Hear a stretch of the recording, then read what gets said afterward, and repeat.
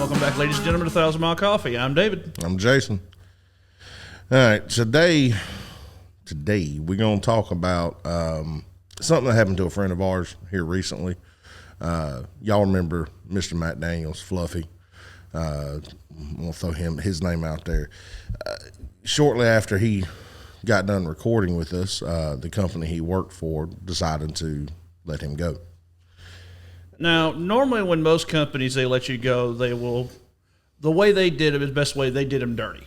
They did him very dirty. And now let's clarify something here. They didn't let him go because he was on the show recording with us. Nothing like that.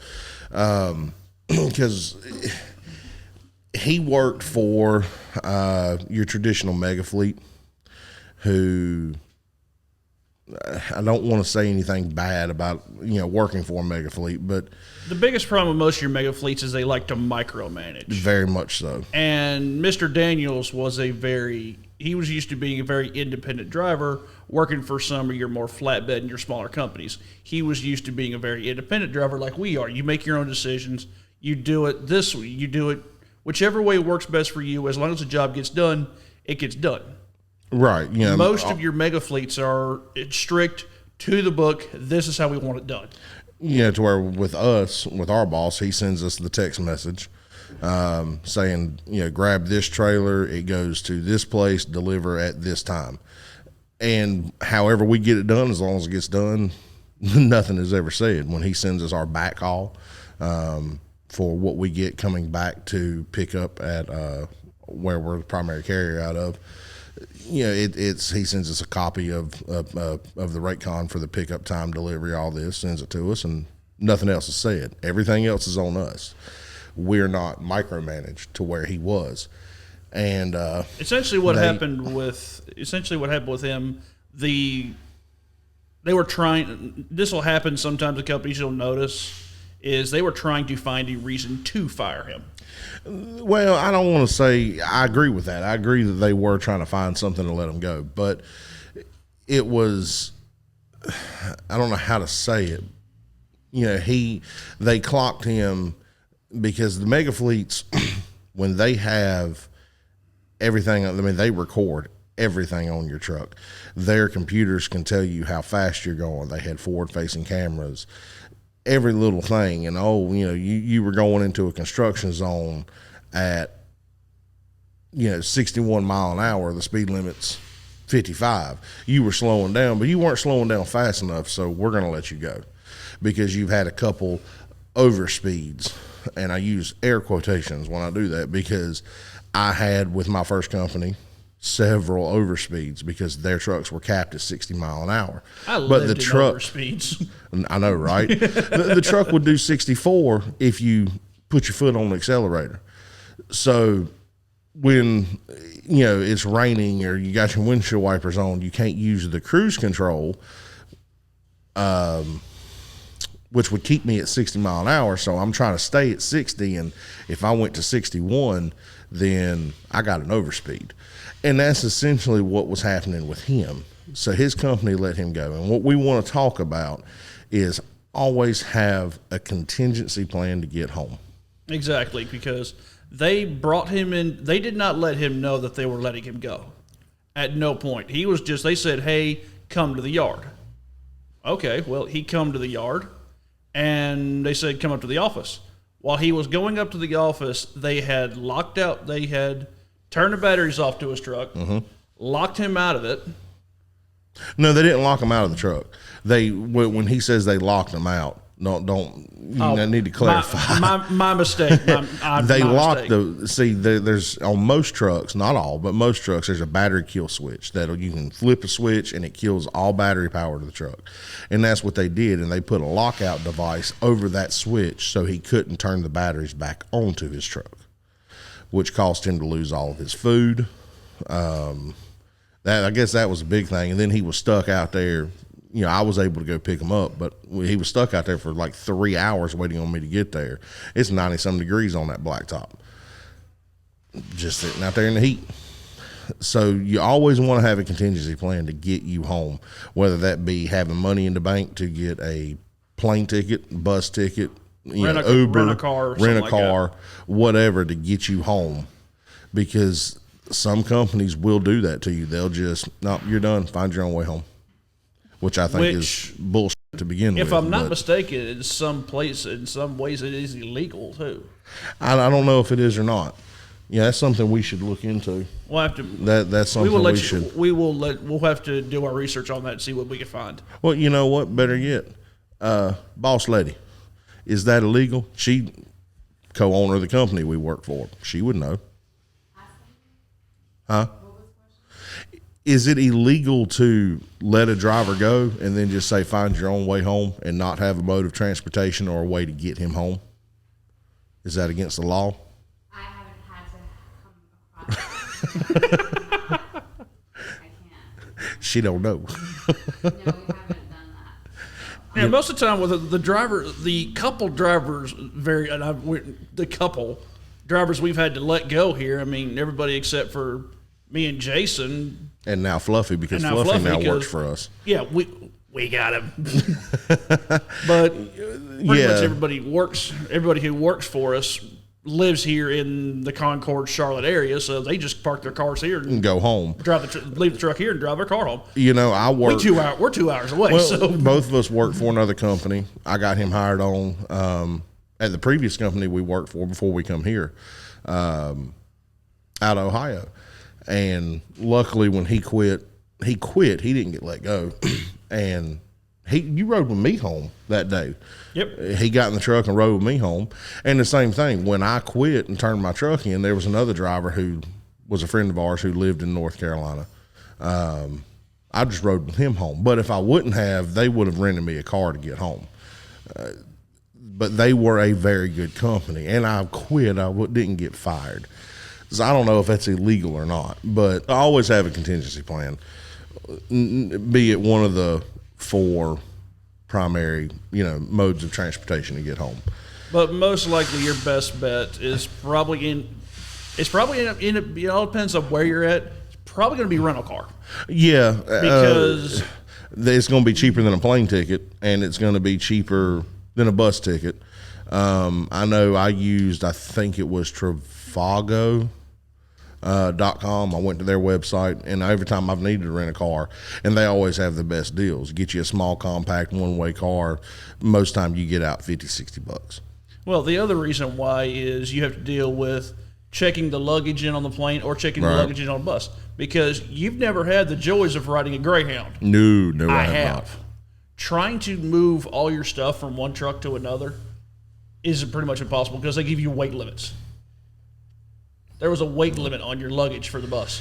Yeah, and as you know what, I'm going to say Same this. thing with planes. You have the weight limits. And I'm going to say this, too, for what you're talking about there.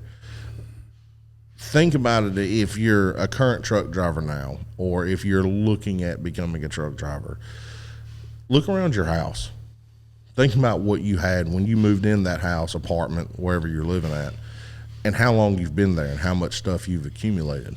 We live in these trucks. It'll be the exact same. And it's the same way, man. Every time I've done a truck swap, it's like, when did I got this like 7 months ago. Why is this still in here? You accumulate things. So I can see what you're saying with the whole weight limit, not being able to get all your stuff home. Then plus with planes and stuff like that, I really don't think they want you carrying a DeWatt toolbox full of open-ended wrenches and a blowtorch onto an airplane. Well, I mean, if it's tracked in the luggage compartment underneath, it might not be an issue. But I haven't flown in a plane since, I was 13 years old, 12, 13. I mean, it's been years, so I don't know how I could not tell you. I know the last time I was on a plane was years ago, and it was from Denver, Colorado to Charlotte, and that was when me and my brother went out with my dad over the winter vacation for school. Didn't he get stuck out or something? Got stuck in bad weather or something and couldn't get home, and that's why y'all had to fly. Yeah, the truck broke down for 2 days. I knew it was something. I remember Alan telling me about that because we were in high school. I think. I don't know. I know I was in elementary, so it wasn't a vacation or anything. Then me and Alan were probably in high school. Probably something. Because I think when I met you freshman year, I think you was in like 2nd grade. I don't bloody remember. Which means that we would have been in high school if you were in elementary school. Either way, okay, squirrel. So I always have a contingency plan. That's the biggest also, well, hold on. There's more to that than just getting home. Now you're out of a job. Whether you quit, whether you got mad and quit. I had working for the flatbed company I worked for.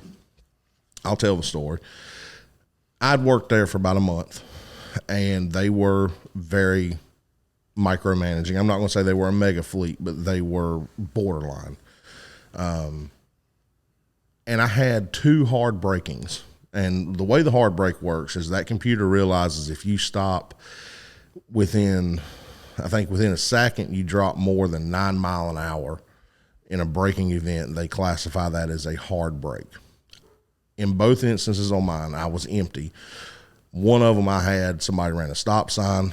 The other one, I was coming up on the 664 around Norfolk, and it was a cloverleaf exit. Cars ran up beside me. I had backed out of it because I couldn't move over to the left, and I saw cars were getting on the interstate, so I was giving myself a little extra room because I had a feeling something was going to happen. 2 cars come around my left, right in front of me, jammed on the brake. I mean, I could barely see the back glass of the car that was in front of me when I hit my brake to keep from hitting him. In both instances, I have a dash cam. I sent the footage to the safety department. Safety department refused to even look at the footage and just said, no, that's on you.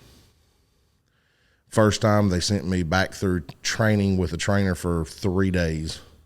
The second time the terminal manager told me, said, if it happens again, you're done. It's the last time we're having this conversation. That's my license. If I hit somebody, if I'm in an accident, that's my license that goes on. If I kill somebody, it's on my conscience. I'm going to hit that brake again. I promise you that will happen. I'll put that brake through the damn firewall. I don't care. And it was at that moment when he said, well, it don't matter. If it happens again, you're fired. Now you're threatening me, my job, and my livelihood to provide my family. I reached in my pocket, pulled my keys out, threw them on the desk at him, said, fine, then I quit. Went and cleaned my truck out and drove home because we parked our cars there at the yard. Yeah, because if I remember correctly, because you asked him, you said, what would happen if I just hit him? What would happen if I wouldn't have been able to stop in time and hit them? No, then it would have been their fault. No, that's not. No. I told him, I said, so what are you telling me? You want me to hit them? Well, no, I don't want you to hit them. Well, that's the options I have in those situations. Jam on the brake and get a hard braking event, or hitting the person. I mean, there's no in between. So either way, I quit. But I always have, within that contingency plan, always keep a backup company. And I don't really know any other way to say that. And it's not necessarily having I don't know how to say it, but plan B, a backup company. The grass is never greener on the other side, no matter what they say, but always keep your ear out, see what's out there. The grass is greener on the other side. Yeah, people say that just because it's covered in different horse shit. But exactly, either way, that's what I was going to say. Thank you for stealing my analogy. You're welcome. I picked up the phone and called my old dispatcher back with the first company I worked for. So, but what's the chances I come back to work for you? I was back in orientation, which was a 2-day thing, within the next day, like literally that Monday. Yeah. So, and you always want to keep that in mind. Always keep what you got out there, looking at what's out there. So if you were to be let go and fired, or if you just got pissed off like I did and quit, that way you're not without a job. And the good thing is with what we do, you're never out of a job for long. Exactly. There's always a desire and a need for truck drivers. Always will be. And it's just like the scenario with me. Blah, blah, blah, blah. Sorry, my brain just went blank there like it normally does. Come on, Dracula. Come on, Dracula. Blah, blah, blah. I don't say blah, blah, blah. I love that movie. But the one thing you want to keep in mind when you said your backup plan, if you have a company that you worked for previously that you enjoyed, that you left on good terms, they'll hire you back. Keep them in mind. Yeah. That's why I'm still here at Majestic. I have left, came back, left, and this is my 3rd time working for them. Yep. And I've already said I'm not leaving again. Yep. Well, I believe that wraps up for this episode. So thank Yeah. you very much for tuning in to 1,000 Mile Coffee. We ain't doing this again. Listen, everybody just stay safe. Keep your greasy side down. We'll see you next time. Okay, we lied. We lied to y'all. We ain't stopping. Well, we are stopping, but the boss woman finally did get the answer. The way it turns out for North Carolina, as long as they get you to the home terminal, it is not illegal for them to say you're on your own. Every state's different, but that's how it is for North Carolina. We just wanted to throw that in there.